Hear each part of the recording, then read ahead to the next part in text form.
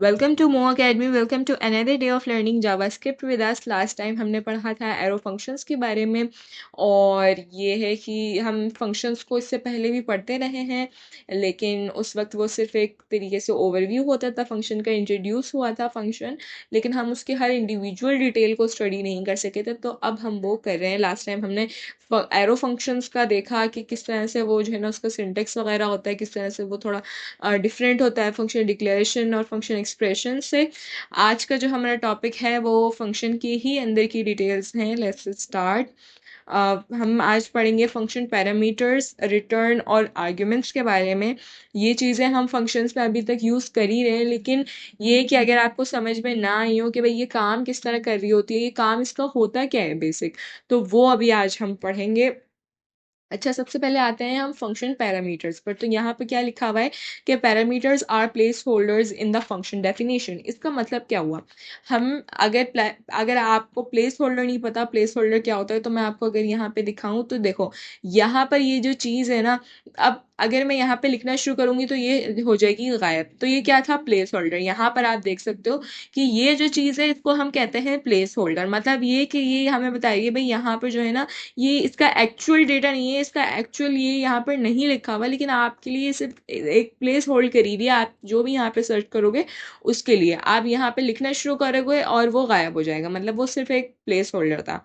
हाँ, वापस अपने पैरामीटर्स पर आते हैं। तो पैरामीटर्स क्या होते हैं कि पैरामीटर्स एक तरीके के प्लेस होल्डर्स होते हैं। इसका मतलब ये कि अगर लेट्स से कोई भी फंक्शन है जिसमें फॉर एग्जाम्पल अगर मैं एक फंक्शन बना रही हूँ जिसमें मुझे अपना नाम प्रिंट करवाना है, तो मैं वहाँ पे पैरामीटर में क्या लिख दूंगी? नेम लिख दूंगी, ठीक है। तो अब जो नेम हुआ वो नेम में उसमें मेरा नाम तो नहीं रखा हुआ। अगर मैं उसको सीधा सा इसी तरह प्रिंट करवा दूं कि भाई माई नेम इज, और आगे जो है मैं वो नेम लगा दूं कॉन्केटिनेट करके, तो वो तो कुछ भी प्रिंट नहीं करेगा, क्योंकि उसके अंदर अभी एक्चुअल डेटा मौजूद ही नहीं है। वो एक तरीके से सिर्फ प्लेस होल्ड करने के लिए आपने रख दिया है कि आगे जब भी ये कॉल हो फंक्शन, जब भी जो है ना इसको आप पास करवाया जाए डेटा, तो वो इसमें आगे स्टोर हो। और फिर आप उसको through out the function body आप फिर जो आपने पैरामीटर वहाँ पे मेंशन किया होता है, जो आपने लिखा होता है, फिर आप उसको उसके थ्रू यूज़ कर सकते हो। जो भी आपको डेटा आपको यूज़र दे कि आप खुद जो है ना पास करवाओ, उसको हम थ्रू पैरामीटर्स अपने फंक्शन बॉडी में यूज़ कर सकते हैं।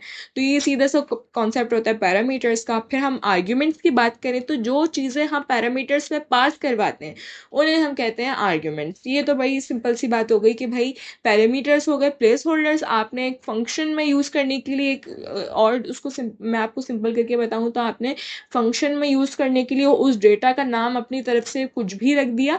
उसके बाद फिर जो एक्चुअल डेटा पास होगा, एक्चुअल जो चीज़ उसमें रखने वाली आएगी, तो उसको हम कहते हैं आर्ग्यूमेंट। जब भी आप कॉल करते हो तो आप जो है ना आर्ग्यूमेंट्स पास करवा देते हो, तो वो कहाँ पे चले जाते हैं? जो पैरामीटर्स आपने रखे होते हैं फंक्शन डेफिनेशन में, वो वहाँ पर जाके डेटा आपका स्टोर हो जाता है, ठीक है। फिर हम बात करें रिटर्न स्टेटमेंट की, तो रिटर्न हम देखते आए हैं कि रिटर्न क्या करता है। रिटर्न, आपने फंक्शन में कोई भी कोड लिखा, फंक्शन में आप कोई भी काम करवा रहे हो, तो फंक्शन का मकसद क्या होता है? फंक्शन का मकसद होता है कोई भी टास्क परफॉर्म करवाना, ठीक है ना। अब फिर उस टास्क से क्या चीज़ निकल के आ रही है, कोई रिजल्ट है, कोई लेट से कोई ऑपरेशन परफॉर्म हुआ है, तो उसका जो भी रिजल्ट होगा आपको वो रिटर्न भी तो करवाना पड़ेगा ना। अगर आप उसको रिटर्न नहीं करवाओगे तो फिर तो कोई फ़ायदा नहीं है ना फंक्शन परफॉर्म करने का। मतलब ऐसा है कि आपने जो है ना वो एक काम करवा लिया, लेकिन आपने फिर उसको कहीं स्टोर नहीं करवाया, आपने उसको कहीं यूज़ ही नहीं किया, तो फिर उस काम करने का फ़ायदा कोई नहीं है। तो वह इसलिए हम रिटर्न का स्टेटमेंट ज़रूर यूज़ करते हैं।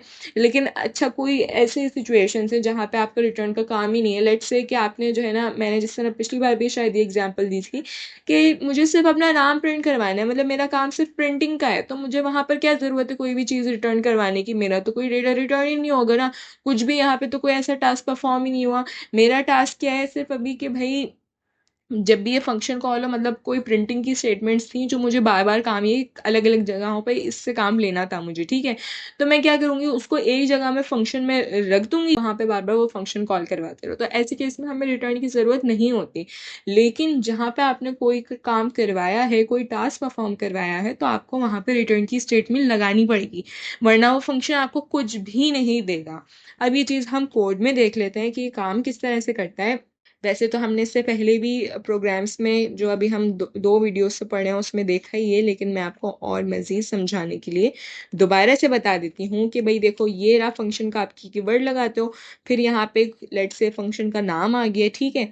उसके बाद फिर आप क्या करते हो, उसके बाद ये जो पैरेंथेसिस के अंदर आप जो चीज़ लिखते हो इसको हम पैरामीटर कहते हैं। तो मैंने यहाँ पर लिख दिया लेट्स से एज, ठीक है ना। ये चीज़ आपने अपने लिए यहाँ पर रख दी है इस फंक्शन में यूज़ करने के लिए कि भाई कोई डेटा बाद में यहाँ पर पास होगा जिसका नाम हमने अभी, तो ये अपने नाम से ही डिफाइन हो रहा है कि इसके अंदर एज आके स्टोर होगी, फिर आपने उसका जो भी काम करना है वो आप फंक्शन की बॉडी में कर सकते हो। मैंने इसको यहाँ पे करवाना है, चलिए बाहर आ गया इससे। मैंने लेट से यहाँ पर इसको प्रिंट करवाना था, तो मैं यहाँ पे लिख सकती हूँ console dot log my age is, और फिर यहाँ पे कॉन्केटिनेशन का ऑपरेटर लगाओगे, और जो पैरामीटर जो हमने एक सेट किया हुआ है कि भाई हम ये डेटा यहाँ पर आएगा, फिर हम उस डेटा को through out the function body अपने फंक्शन में यूज़ कर सकते हैं। अभी हमारे पास वो डेटा नहीं है, लेकिन जब भी कॉल होगा तो हमारे पास ये डेटा आएगा, ठीक है। तो यहाँ पर फिर जब भी मैं कॉल करूँगी उस फंक्शन को, तो यहाँ पर मैं पास करवा दूंगी डेटा। फिर क्या होगा कि आपने अब इसको कॉल किया तो ये क्या होगा, ये मुझे प्रिंट करके दे देगा माई एज इज, फिर यहाँ पे मेरी एज आ जाएगी। लेकिन आप यहाँ पर एक चीज़ देखो, तो यहाँ पे किसी रिटर्न स्टेटमेंट का कोई काम ही नहीं है, तो क्योंकि ये काम जो है ना यहीं पर होके यहीं पे ख़त्म है, इसने कुछ चीज़ परफॉर्म नहीं करी है, यहाँ पे कोई टास्क परफॉर्म नहीं हो रहा है जिसको आपको रिटर्न करने की ज़रूरत करे पड़े, तो मैंने यहाँ पे रिटर्न नहीं लिखा। अच्छा, ये क्या चीज़ हुई, ये चीज़ हुई आर्ग्यूमेंट, और ये चीज़ हुई पैरामीटर, ठीक है। अब मैं इसको यहाँ से सेव करती हूँ, ब्राउज़र पर आएंगे, देखो इसने मुझे क्या लिख दिया, माई एज इज़ 18। मैं यहाँ पर गैप दे दूंगी तो वो गैप आ जाएगा, सॉरी यहाँ पर नहीं, यहाँ पर, ठीक है। अब मैं इसको यहाँ पे दोबारा से सेव कर लेती हूँ, और यहाँ पर मैं आऊंगी तो देखो इसने मुझे दिया माई एज इज 18, ठीक है। अब अच्छा, एक और इसमें क्या चीज़ होती है, ये चीज़ मैंने आपको इससे पहले नहीं बताई है। देखो यहाँ पर क्या होता है, जब आप जब आप आर्ग्यूमेंट्स को पास करवा रहे होते हो ना, तो अगर अभी तो मेरे पास एक ही पैरामीटर था, तो मैंने एक ही आर्ग्यूमेंट पास करवाया और वो डायरेक्टली इसमें पास हो गया और आपने उसको फंक्शन बॉडी में कर लिया यूज, ठीक है।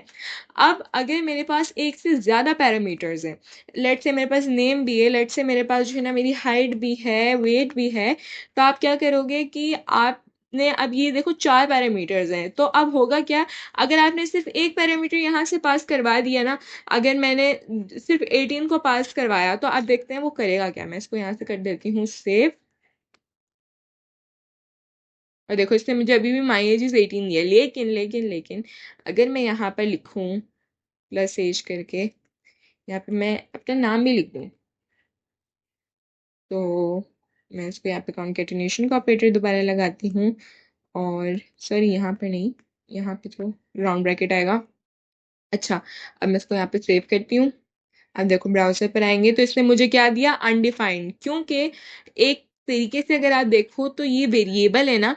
अब वेरिएबल को जब आप कुछ भी डिक्लेयर कर दो, एक तरीके से आप यहाँ पे देखो डिक्लेयर हो रहा है। मैंने क्या बताया था, वेरिएबल जब असाइन नहीं होता, सिर्फ डिक्लेयर होकर आप छोड़ देते हो उसको, तो वो क्या कहलाता है, अनडिफाइंड। अब वो मुझे दे रहा है कि भाई आप जो चीज़ यहाँ पे मुझसे प्रिंट करवा रहे हो, यहाँ पे तो कोई डेटा मेरे पास मौजूद ही नहीं है ना, तो उसने मुझे दे दिया ये अनडिफाइंड है।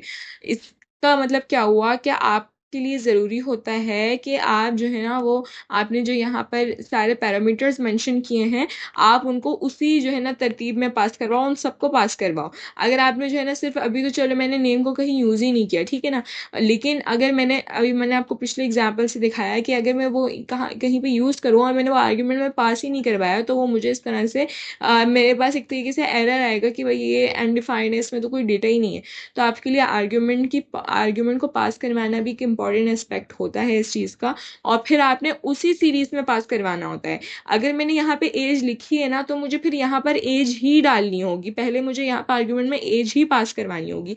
अगर मैं इसको इस तरह से लिख दूँ कि मैं पहले मरियम पास करवा दूँ और उसके बाद फिर मैं एज पास करवाऊँ, तो अब मुझे तो पता है कि ये मरियम है, ये मेरा नाम है और ये मेरी एज है, लेकिन सॉरी एज नहीं, 18, लेकिन हमारे कंपाइलर को ये चीज़ नहीं पता।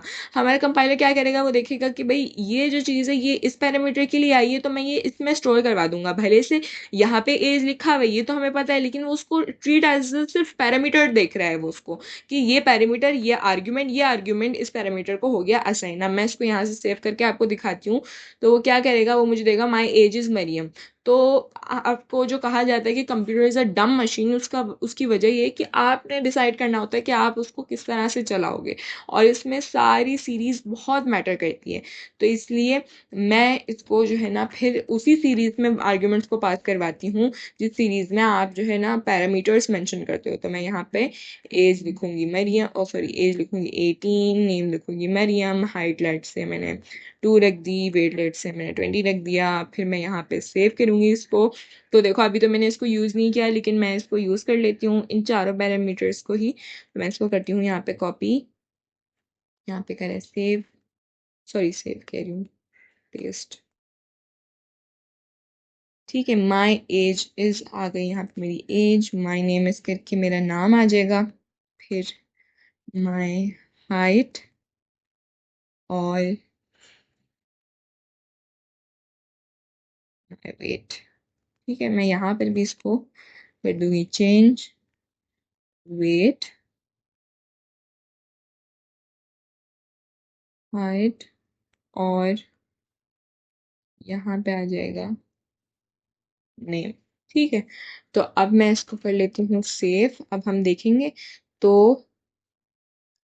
देखो इसमें मुझे ये चारों चीज़ें प्रॉपरली, जिस तरह से हम आर्ग्यूमेंट्स पास करवा रहे थे, फिर जिस तरह से हम प्रिंटिंग करवा रहे थे, वो उस तरीके से प्रॉपरली हमारा काम हो गया, इसमें कोई एरर नहीं आया। तो यही तरीका होता है काम करने का जब भी आप फंक्शंस को यूज़ कर रहे होते हो। तो आर्ग्यूमेंट पैरामीटर्स का आपको ख्याल रखना होता है और उनकी तरतीब का ख्याल रखना होता है कि जिस तरतीब में आपने पैरामीटर्स को ऊपर रखा है उसी तरतीब में आप आर्ग्यूमेंट्स भी पास करवाओगे। ठीक है ना। फिर मैंने आपको बताया था कि देखो ये तो उतना काम हो गया कि आपका कोई रिटर्न का काम ही नहीं है यहाँ पर। ठीक है, ये तो हमारी बात हो गई सिर्फ पैरामीटर और आर्ग्यूमेंट की। ठीक है, अब अगर लेकिन मेरे पास कोई चीज़ ऐसी है जिसमें लेट से मैं एक और फंक्शन बना रही हूँ, जिसमें मैं आपको रिटर्न की थोड़ी सी एग्जांपल देके बताती हूँ कि मेरे पास एक फंक्शन है, इसमें मुझे क्या करवाना है कि मुझे ऐड करवाना है। तो मैंने इसमें दो पैरामीटर्स रखे हैं ए और बी।